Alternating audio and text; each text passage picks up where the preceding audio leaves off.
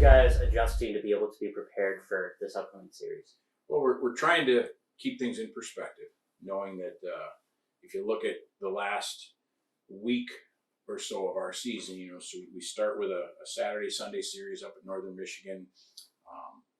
Difficult series against a very good team in long travel, so we get back late or real early Monday morning and take Monday off, and then we've got to turn around and play a series again Friday, Saturday. So we believe a little bit of what happened on Saturday, the second half of the first period and then the second period, had to do with our schedule and it being early, and then also Michigan State playing really well. And then as we move forward into this weekend's series, we know that Western Michigan is a very good team.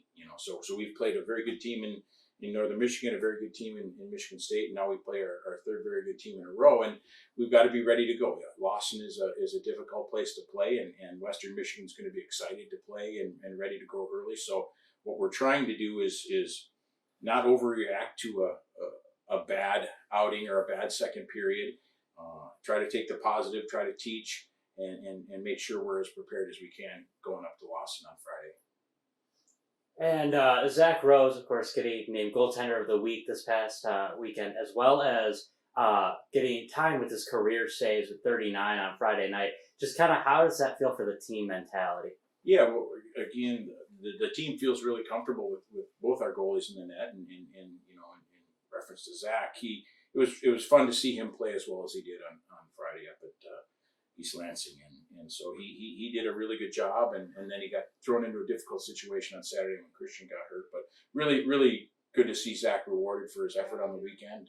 That's 2 weeks in a row we've had guys get CCHA weekly awards, which is great. And the team feels they know how hard he's worked to get back to being healthy with the rehab after his surgery, and so they feel really good for Zach when he does well. And then I got to ask about Stover, of course, on that second night, getting the stitches into his hand. Are we expecting to see him this weekend? He practiced today, so that's a positive sign. It was we tried to watch it on tape and figure out exactly what happened. Obviously, all night there was some traffic in front of him, and he thinks that he actually cut his finger on his own skate. He was reaching for the puck, and the underside of the blocker. Obviously, there's a bunch of pads on the blocker here. The underside is a real thin piece of leather, and he was reaching for the puck with his blocker hand, which you normally don't do, and he thinks that the stick was going for the puck and pushes his hand into his skate plate. But he practiced today, and as long as things continue to move the right way, we expect to see him at some point this weekend. Having depth, especially at that position, how much confidence does that give the guys? Yeah, depth's been something that we've been talking about a long time around here, and we want to have depth at every position. This is the first time we've had four healthy goalies, or four goalies who are potentially able to play, and up to this point we've needed them all four because at different points Christian he was a little sick last week, and Zach's coming back off his surgery and some different things, so it's really a luxury to have that depth back there for sure. I was just talking to Ryan out there, and he thinks one of the keys, Fridays and Saturdays, is about getting off to strong starts. He says it's not really like a Friday or Saturday thing. It's Mondays, Tuesdays, Wednesdays. It's about the preparation piece. What does that mean? How are you guys working on that? Yeah, so like I mentioned just a little bit earlier, if you look at our schedule, we long bus trip up, play Saturday, Sunday, get back Monday.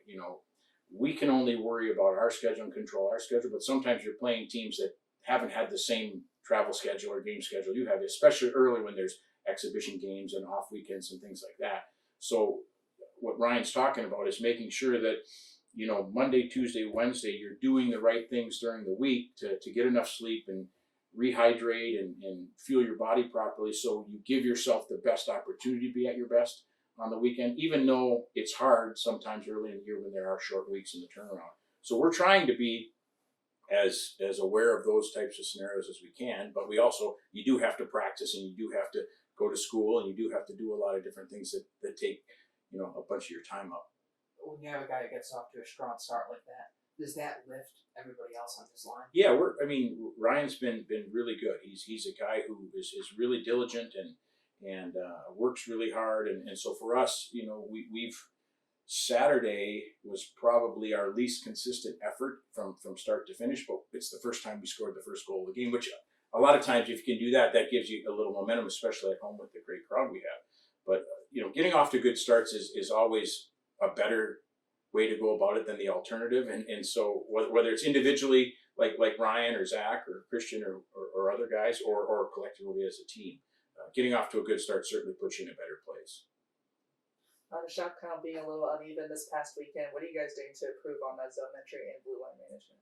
Yeah, we rewatched the games over the weekend, and even on Friday, their Michigan State's goalie did a great job of coming out and playing pucks, and when you can do that and then make clean plays after, it certainly puts you at an advantage, because we just weren't able to get to our forecheck and get any zone time, especially on Saturday, and then when you're sitting on the bench and you're looking up at the shot clock and you spent a bunch of time in your own end, and you look up there and you feel like the ice is tilted.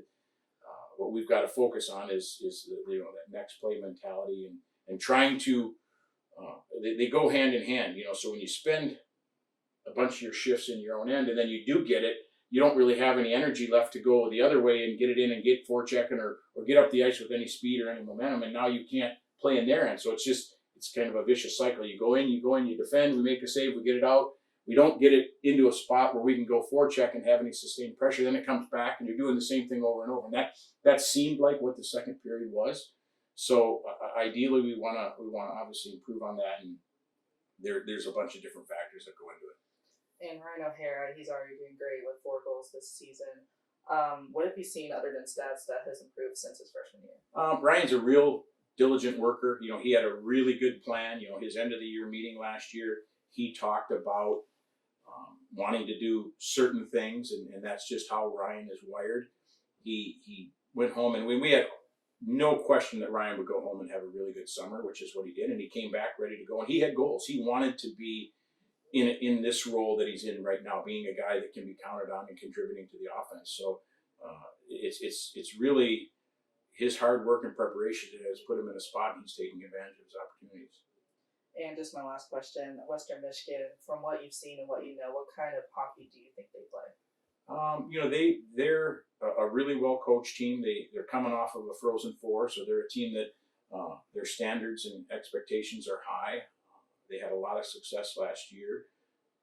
They've had some turnover in their roster. They had an older team last year with some fifth-year guys and things like that, and so they've got some new players, but they're talented, and we expect them to be really excited to be at home Friday night at Lawson in front of or Thursday night, at Lawson in front of a big crowd.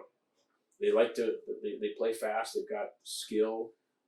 They're hard to play against. They will block shots and defend really hard. So we're expecting a very deep and solid team, and it's going to be a tough test for sure. Anything on Zoom? Yeah, Coach. Lawson could be quite a intimidating environment for a lot of players. How are you going to prepare a lot of your guys who've never been in there for that place? Yeah, we've tried to talk about it. It's a similar building in terms of how things happen on the ice. If you remember, I said last week that Mun Arena, their kick plate near the ice is really fast and pucks bounce. Lawson's the same way. It's got an active kick plate, so we're going to have to be prepared for that. And then the Lawson Lunatics do a great job, so our guys are going to have to the best of their ability, not focus on that and focus on things they can control and maybe tune out that outside noise if they can. Hey, Ty. Jack here.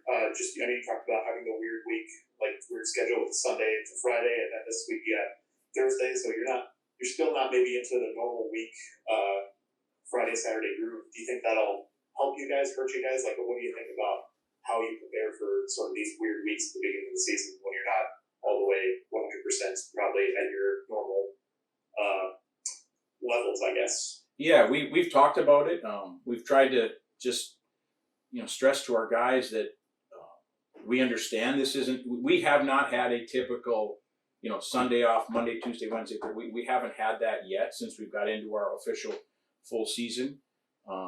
So we're looking forward to that, but our schedule is what it is, and so we've got to do the best we can.